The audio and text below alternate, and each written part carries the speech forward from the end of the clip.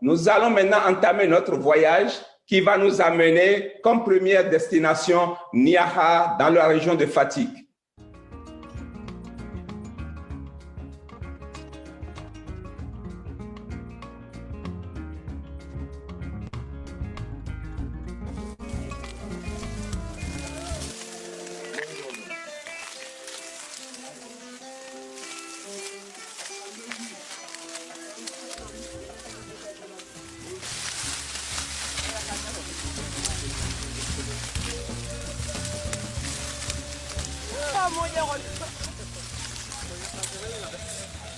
Je peux dire que depuis 2012, nous avons eu à travailler avec le projet PAFA qui nous a beaucoup aidés.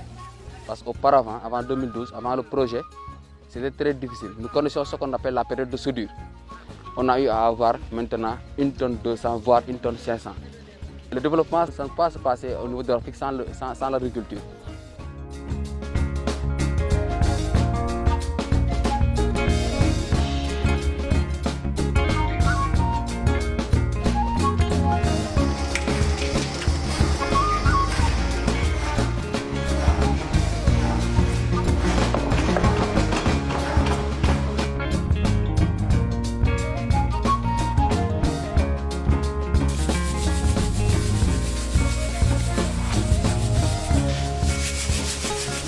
boo jaay di nga gagné tuuti bu ko defee buñ ci amee dara dañ ci am luñ ciy jëriñoo yóbbu ko si njaboot bi jëriñ nañu tamit lu bëri parce que transformation boo gis am mën nañ ci def tamit ceebu dugub dañ ko deful mais dañ ko ciy def ce qui fait boo amee sa dugub tey soo amul ceeb mën nga jël sa dugub transformé ko ba togg ceebu dugub parce que corona bi avec corona bi mënoo liggéey comme boo mbooloo du am doo am foo mën a jaay boo transformé tamit comme duggante amatul kenn mënul jaay.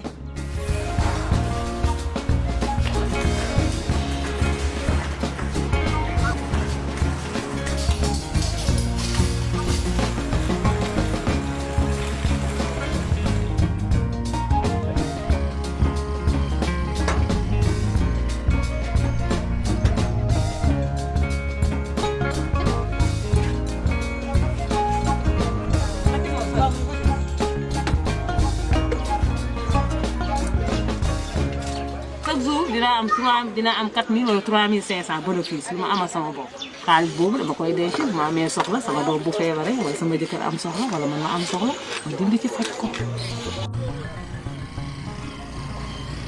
Au retour, ils vont verser.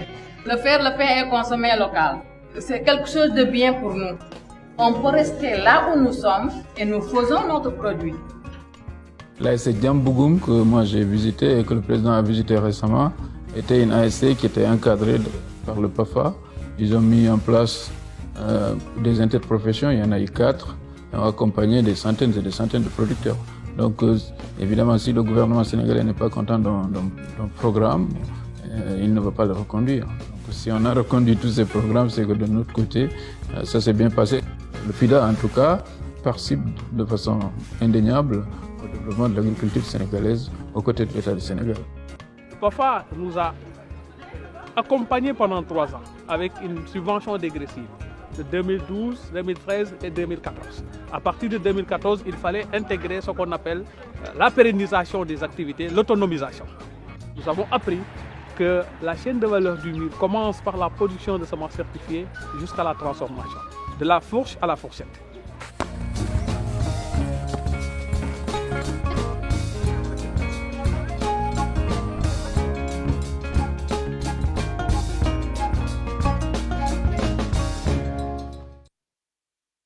De la fourche à la fourchette.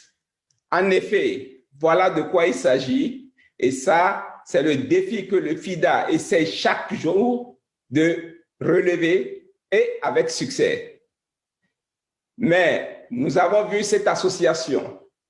Mais avant de passer plus tard à l'autre étape, j'aimerais bien vous faire voir là où cette association était il y a 5 ans. Il y a 5 ans, j'avais visité cette association et cette association a commencé à former les femmes, les jeunes filles surtout, à produire des gâteaux et vendre dans le village. Donc, ils ont compris que la petite entreprise est déjà importante pour cette association. Maintenant, je vais rencontrer le président de cette association, Monsieur Sen. Monsieur Sen, vous êtes le président de l'association des jeunes. Chaque année, quand je vous rencontrais, vous me dites toujours, David, quand tu reviens, j'ai une surprise pour toi. Nous avons vu là où vous étiez il y a 5 ans et maintenant nous vous voyons aujourd'hui. Vous avez fait des pas de géant. Mais où est-ce que l'association Djambougum veut aller? Et que veut dire Djambougum d'abord? Et où allez-vous avec cette allure? Voilà, merci David. C'est pour nous une grande joie de participer à cette rencontre virtuelle organisée par le FIDA. Pour répondre à votre question, Djambougum signifie « je veux la paix ». Où est-ce que nous voulons aller? Notre slogan, c'est « nous visons loin ». Ce que nous voulons, en réalité, c'est de faire de cette association ce modèle qui consistera à pousser les jeunes à rester dans leur terroir. Parce qu'il y a énormément de potentialités à faire valoir, surtout à travers l'agriculture. Et cela à travers la création d'emplois, à travers l'exploitation des potentialités dont dispose le terroir. Ce que nous voulons, c'est qu'aujourd'hui, qu'aucun jeune ne puisse véritablement quitter Niakhar, la région de Fatick et le Sénégal pour s'aventurer, pour aller dans des aventures, que ce soit dans l'immigration clandestine ou quitter même le village pour aller en ville. Ce que nous voulons, c'est que ce soit l'effet contraire, que ceux qui sont dans les villes puissent venir dans des villages pour chercher du travail. Et cela, c'est possible avec ce que nous avons appris grâce au PAFA, qui nous a accompagnés, qui nous a formés, qui nous a montré le chemin et qui nous a surtout pendant ce chemin pendant lequel nous étions ensemble, qui nous a responsabilisés pour maîtriser le mécanisme de financement. Et ça, c'est très important. Et c'est cela qui nous permet véritablement d'aller au-delà de toute attente et de dépasser toutes les limites possibles pour pouvoir faire de ce modèle un modèle qui va être diffusé un peu partout dans le Sénégal. Merci bien, Monsieur Sen. Merci beaucoup.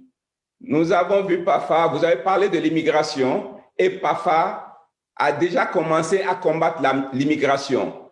J'ai eu la chance de rencontrer Monsieur Samba, qui était un immigré en Italie et a entendu parler de PAFA et il est retourné dans la zone de Kaolack. Et aujourd'hui, il est même parmi les dirigeants politiques de son village.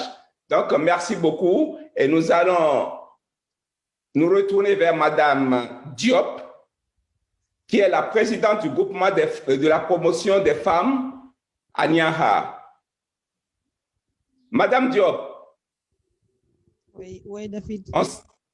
On se connaît depuis très longtemps, mais j'aimerais que vous partagez votre expérience de comment PAFA a transformé votre vie.